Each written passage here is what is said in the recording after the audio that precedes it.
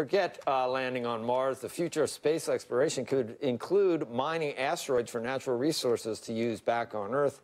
And joining us now, Chris Lewicki, President and CEO of asteroid mining company Planetary Resources. And our guest host continues to be Peter Diamandis. He is the company's co-chairman. What do we expect the asteroids to have rare earth metals, or what would be the most valuable thing that we don't have here that we're in short supply of that might be on asteroids, or you don't know? Well, the potential is actually a lot greater than that. Planetary Resources was founded to create an abundance of the materials that we'll need as we go into space. We've been living on this Earth with, of course, all kinds of resources today, and we're going to continue to need that in space.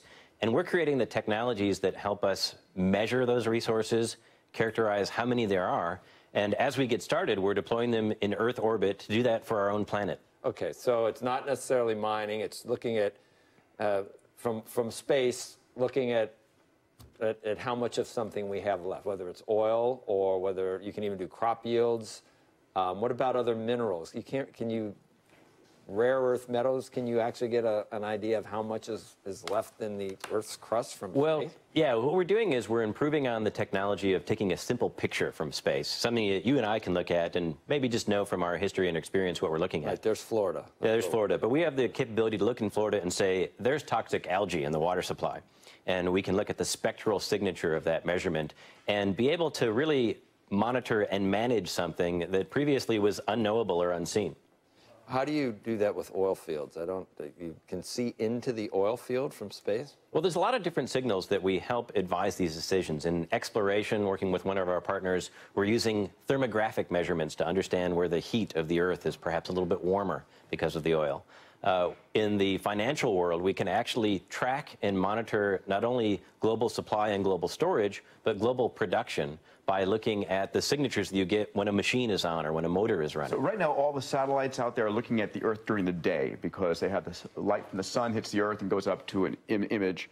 The sensors, these mid-wave infrared thermographic, actually look at the Earth at night. So if you have a closed-top oil tank that's being heated during the day, at night, if it's full of oil, it cools off very slowly. So we look at the Earth at night, and it's like this thermal inertia. So Chris is here talking to the hedge fund managers about, can we predict how much oil there is, new product around the world, or yields of crops? Yeah, and places that you can't actually easily get access to. Like a lot of the most secretive and kind of opaque information is in all of those countries around the world that Iran, Iraq, China. Exactly. And from space, of course, we can look at anything and everything all at once, and that's really the power of this. Do you know what the makeup of an asteroid is at this point? I'm getting back to your original idea of mining an asteroid. This is something, the beginning of my career, I was in NASA landing rovers on Mars, and NASA has done a lot of great work in exploring the solar system. We know from astronomy, we know from missions that I helped run, we know from meterites that are here on Earth exactly what asteroids are made on Earth. It wouldn't be manned. You would mine it with.